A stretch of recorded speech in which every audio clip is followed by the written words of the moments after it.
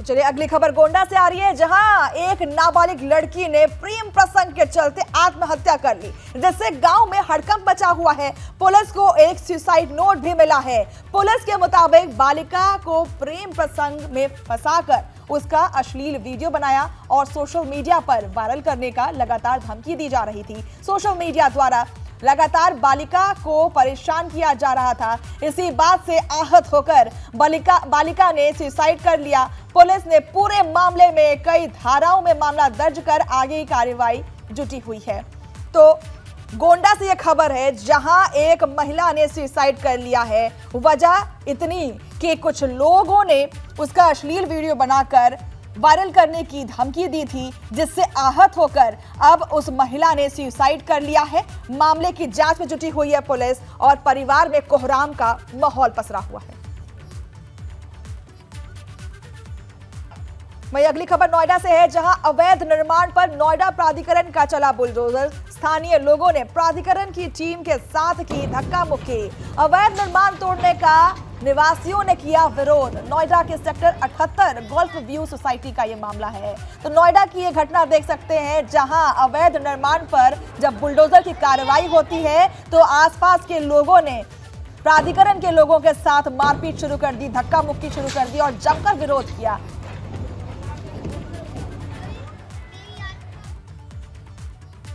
कुशीनगर से खबर है, जहां ओपी राजभर के बेटे अरविंद राजभर पर हमला किया गया। अरविंद राजभर की सुरक्षा में भारी चूक देखने को मिली है। अरविंद राजभर की गाड़ी पर पथराव होता है और गाड़ी को घेर कर आग लगाने की कोशिश की जाती है। मामले में ओपी राजभर ने डीजीपी से बात की है। तो अरुण राजभर के बेटे अरविंद राजभर पर हमला होता है, पथराव किए जाते हैं काफिले पर और उसके बाद इतना ही नहीं, गाड़ी को रोककर आग के हवाले करने की कोशिश भी की जाती है और अरुण राजभर ने मामले की जांच की मांग की है और साथ ही साथ डीजीपी से बात करने की भी बात कही है।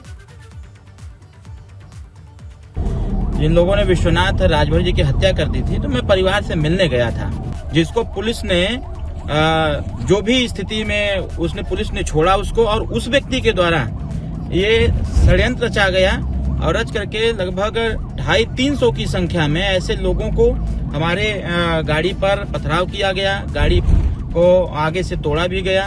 लाठी डंडा लेकर के लोगों ने रोकने का भी प्रयास किया। जब इस स्थिति को हमने भांपा तो तुरंत वहां से निकलने का प्रयास किया और लगभग 35 से 40 मिनट के प्रयास के बाद तब मैं वहां से निकला और निकल करके मैं अपने माननीय पूर्व विधायक श्री रामानंद बौद्ध के आवास पर मैं जा रहा हूँ। वहाँ पुलिस को भी सूचना दी गई। सुबह से ही सूचना पुलिस को दी जा रही थी कि वहाँ पर जाना है, लेकिन स्थानीय प्रशासन, जनपदीय प्रशासन की लापरवाही की वजह से इतनी बड़ी घटना घटी है। उस भीड़ में तमाम ऐसे संदिग्ध लोग भी दिख रहे थे कि जो वहाँ विश्वनाथ की हत्या कर सकते हैं, वो गोली भी चला सकते थे, वहाँ कुछ भी कर सकते थे, कोई भी घटना घटित हो सकता था उस रात्रि की बेला।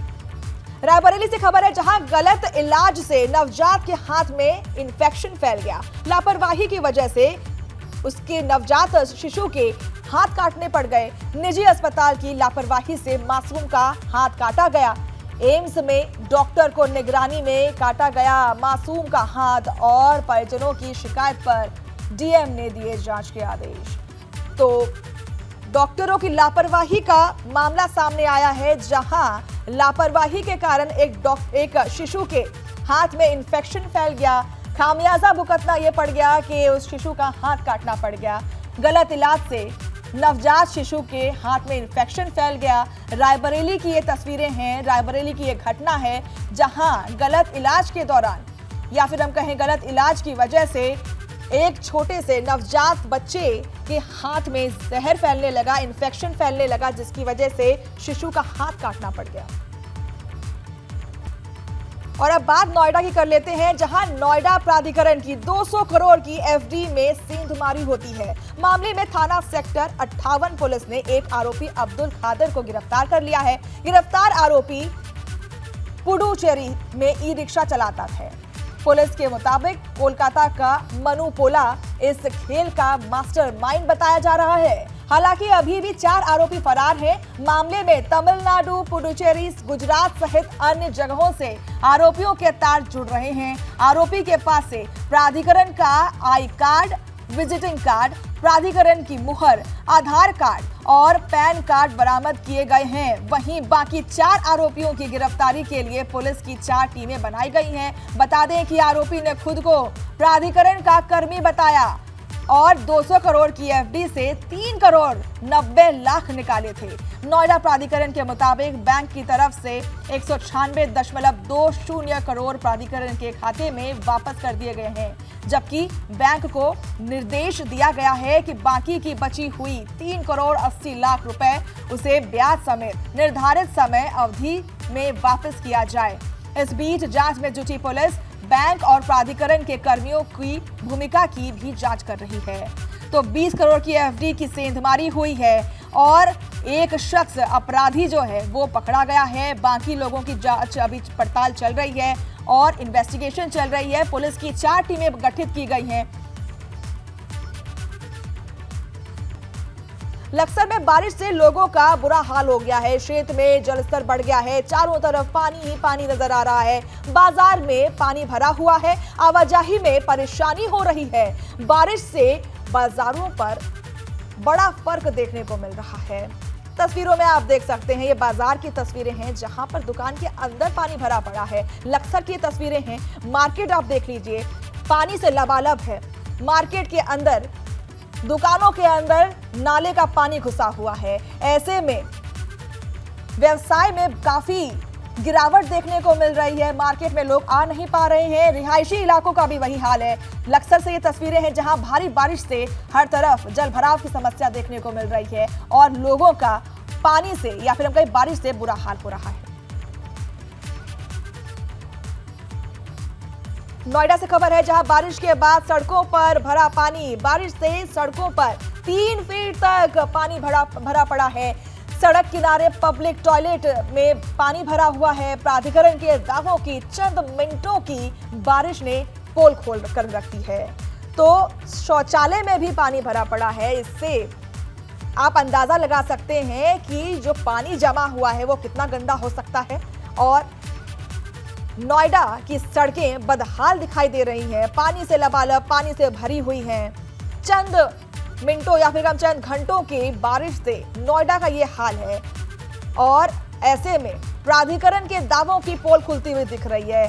गाड़ियां रेंगती हुई नजर आ रही हैं और ट्रैफिक या फिर हम कहें आवाजाही में लोगों को काफी परेशानी देखनी पड़ रही है। नोएडा की सड़कों पर जलभराव देखने को मिल रहा है। बारिश से सड़कों पर 3 फीट लंबा जाम देखने को मिल रहा है और 1-1 फीट तक पानी जमा हुआ है।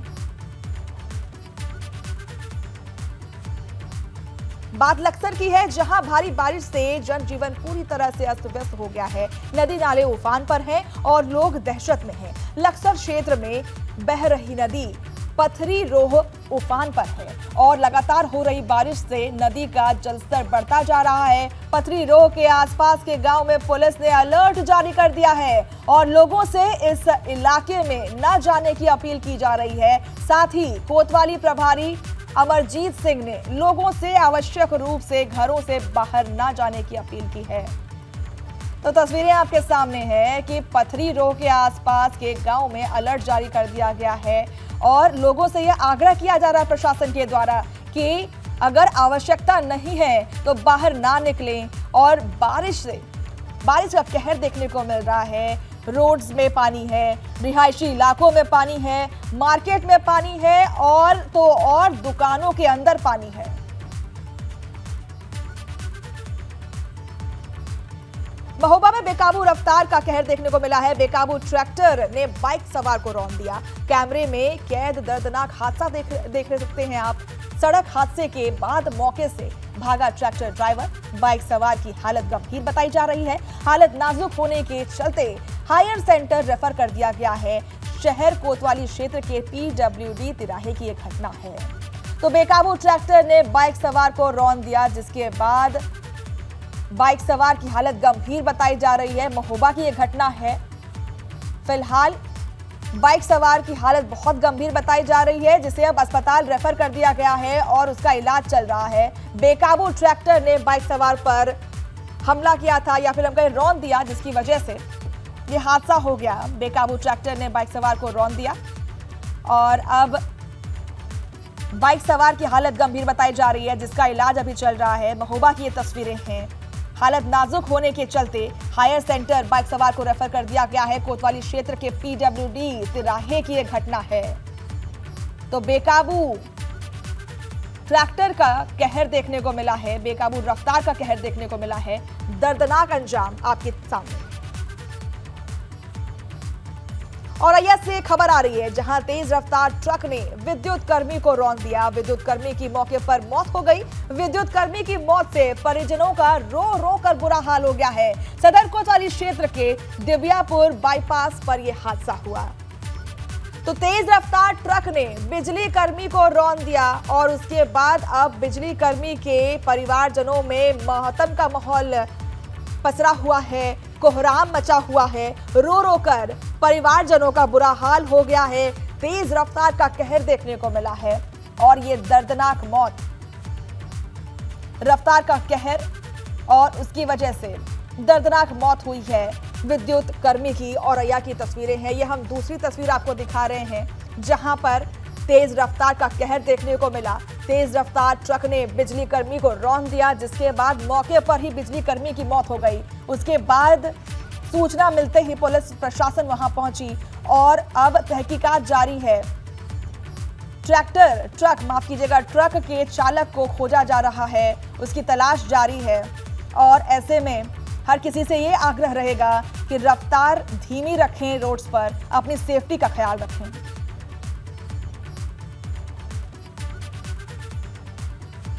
इटावा से खबर है, जहां बाइक सवार दंपत्ति को अज्ञात वाहन ने मारी टक्कर। मदद के लिए पहुंची महिलाओं को दूसरी वाहन ने मारी टक्कर। हादसे में 2 महिलाओं की मौत हो गई, 3 गंभीर रूप से घायल हुई। सभी घायलों को जिला अस्पताल में भर्ती कराया गया है। थाना जसवंत नगर के नगला कनई क्षेत्र की यह घटना है। तो बड़ी खबर आ रही है, जहां रफ्तार का फिर तीसरी तस्वीर आपको देखने को मिल रही है। पहले एक महिला को टक्कर लगती है और उसकी मदद करने के लिए 2 से 3 महिला पहुंचती हैं, जहां उनको भी टक्कर लग जाती है और इसी हादसे में, इसी क्रम में 3 महिलाओं की मौत हो जाती है। माफ कीजिएगा, 2 की मौत होती है और 3 लोग गंभीर रूप से घायल हैं, जिनका इलाज चल रहा है।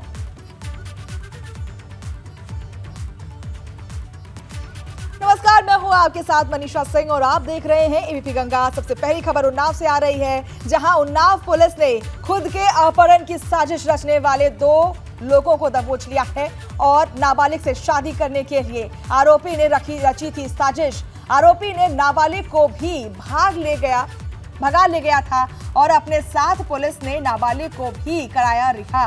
बिहार थाना पुलिस और एसओजी की टीम को मिली सफलता। अपर पुलिस अधीक्षक शीश शेखर सिंह ने किया खुलासा।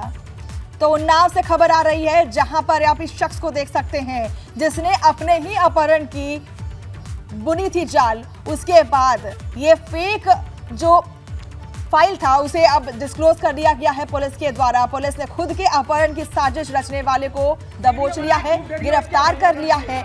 ऐसा कहा जा रहा था कि इसने ये साजिश इसलिए रची ताकि वो एक नाबालिग से शादी कर सके, लेकिन इससे पहले ही इस शख्स का भांडाफोड़ हो गया। पुलिस ने अब इस अपहरण करने की साजिश करने वाले को गिरफ्तार कर लिया है। बड़ी कामयाबी मिली है। अपर पुलिस अधीक्षक शीश शेखर सिंह ने खुलासा किया है और ये उन्नाव की घटना है, जहां पुलिस ने नाबालिग लड़की से शादी करने के लिए खुद की अपहरण करने की साजिश का जो भांडाफोड़ कर दिया है और ये बड़ी सफलता पुलिस के हाथ लगी है। आरोपी ने नाबालिग को भी भगाने का मन बना लिया था। बलरामपुर से खबर है, जहां एक घर के टॉयलेट में हुआ विस्फोट। कई किलोमीटर दूर तक सुनाई दी धमाके की आवाज। थाने से महज 1 किलोमीटर की दूरी पर हुई घटना। मौके पर पहुंची पुलिस और डॉग स्क्वाड की टीम। थाना हरिहर के गुंगौली कला गांव की ये घटना है। ये देख सकते हैं तस्वीरों में किस तरीके से तहकीकात के लिए प्रशासन वहां पहुंची हुई है, डॉग स्क्वाड की टीम पहुंची हुई है, फॉरेंसिक टीम पहुंची हुई है और अब जांच पड़ताल शुरू हो चुकी है। बलरामपुर में बड़ा हादसा टला है, एक विस्फोट हुआ। हाथाहाथ होने की अभी फिलहाल कोई खबर नहीं है, लेकिन कई किलोमीटर तक इस विस्फोट की आवाज सुनने को मिली और एक घर में टॉयलेट में यह विस्फोट हुआ था। कई किलोमीटर तक ये आवाजें सुनने को मिली है। एक घर के टॉयलेट में विस्फोट हुआ था। मौके पर प्रशासन पहुंची हुई है। तमाम इन्वेस्टिगेटिव ऑपरेशंस हो रहे हैं। सोनभद्र में सोन नदी पुल बना सुसाइड पॉइंट और एक बार फिर से शादीशुदा युवक सोन नदी पुल से कूद गया। नदी में मौजूद मोहल्लों ने व्यक्ति के डूबने से बचाया। प्रशासन की मौजूदगी में व्यक्ति को अस्पताल पहुंचाया गया है और युवक को आई चोट, हालात गंभीर हैं। शादी के बाद से मानसिक तौर से परेशान था युवक। चौपन थाना क्षेत्र के सोन नदी पुल की यह घटना है। तो लगातार सोन नदी से ऐसी तस्वीरें, ऐसी खबरें आती रही हैं कि वहां पर सुसाइड काफी ज्यादा होने लगे हैं। और एक और खबर हमारे सामने है, जहां एक दंपत्ति ने कूदने की कोशिश की, हालांकि उसे बचा लिया गया है। उसकी हालत गंभीर है, अस्पताल में इलाज चल रहा है। युवक को काफी चोट आई है। एक बार फिर से शादीशुदा युवक ने सोन नदी में कूदकर जान देने की कोशिश की। फिलहाल उसे बचा लिया गया है, मोहल्ले के लोगों ने उसे बचाया है। और ऐसी तस्वीरें, ऐसी खबरें लगातार आ रही हैं जहां पर ये पता चलता है कि सोन नदी से किसी ने डूब करके अपनी जान दे दी। सोन नदी पुल या सुसाइड पॉइंट, ये कहने वाली बात है। नमस्कार, मैं हूं आपके साथ मनीषा सिंह और आप देख रहे हैं एबीपी गंगा। सबसे पहली खबर आ रही है पबजी गेम की वजह से कि पबजी गेम के जरिए दोस्ती और प्यार होने के बाद नेपाल के रास्ते ग्रेटर नोएडा पहुंची सीमा गुलाम हैदर अब हिंदू धर्म अपनाकर भारत में ही रहना चाहती है। एबीपी गंगा से खास बातचीत में सीमा ने कहा कि वो सचिन से काफी प्यार करती है और अपना धर्म बदलकर उसी के साथ रहना चाहती है। सीमा गुलाम हैदर ने सरकार से गुहार लगाते हुए कहा कि अब वो पाकिस्तान नहीं जाना चाहती और अपने बच्चों को भारत में ही रहकर पढ़ाना चाहती है। साथ ही सचिन के परिवार वालों ने भी पाकिस्तानी महिला को अपना लिया है। वहीं सीमा हैदर और उसके कथित पति सचिन को कुछ शर्तों के साथ आज जेल से जमानत भी मिल गई है। कोर्ट ने दोनों को पुलिस को जानकारी दिए बगैर शहर से बाहर नहीं जाने की हिदायत दी है। और उधर सीमा हैदर का पति गुलाम हैदर पाकिस्तान के सोशल मीडिया के जरिए भारत सरकार से अपनी पत्नी को पाकिस्तान भेजने की गुहार लगा रहा है।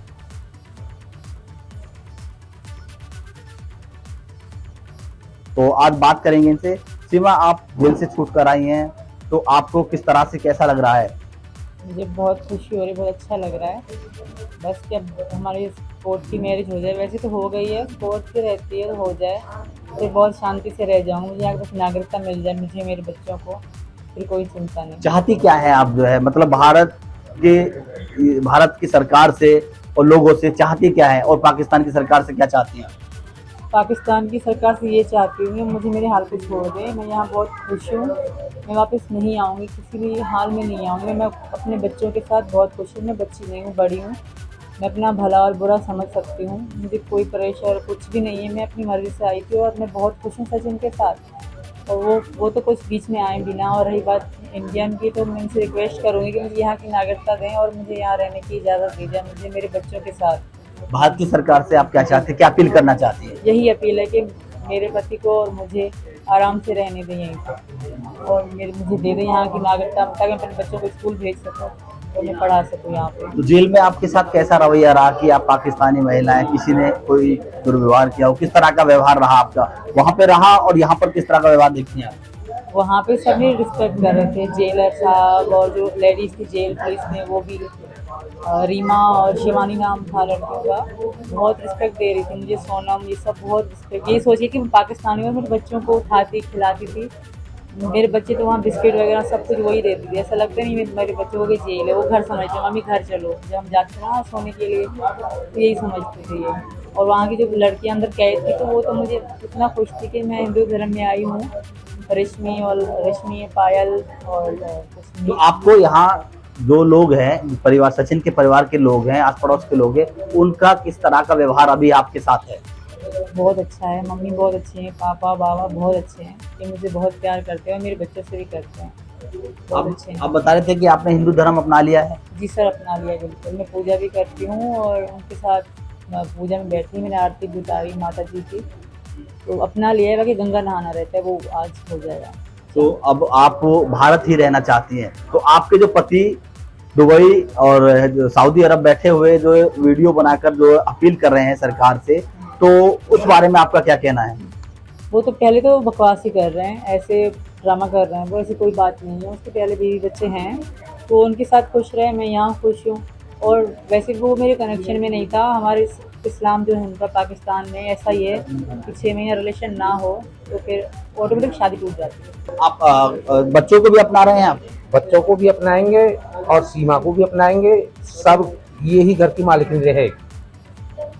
क्या ये जैसे बता रहे हैं कि हिंदू धर्म इन्होंने अपना लिया, इन दोनों की शादी पहले नेपाल में हो गई थी और फिर एक शादी दोबारा से जो है कोर्ट मैरिज करेंगे जो गंगा नहान के बाद में, क्या आपका क्या कहना है? गंगा इसका धर्म वो गंगा नहानू पे और इनका जो है जयमाला डलवा देंगे, या जैसे भी हमारे गांव के पब्लिक जो जैसे भी हमारे साथी हैं, हमारे चाचा ताऊ सब कुनबा गुटा जैसे ये वो करेंगे। आस पड़ोस के लोग जो आरोप या किसी तरह का कोई किसी को आपत्ति तो नहीं है कि वो पाकिस्तानी है, सब लोगों का कैसा रवैया किस तरह का है? नहीं, किसी को आपत्ति नहीं, सभी खुशी हैं।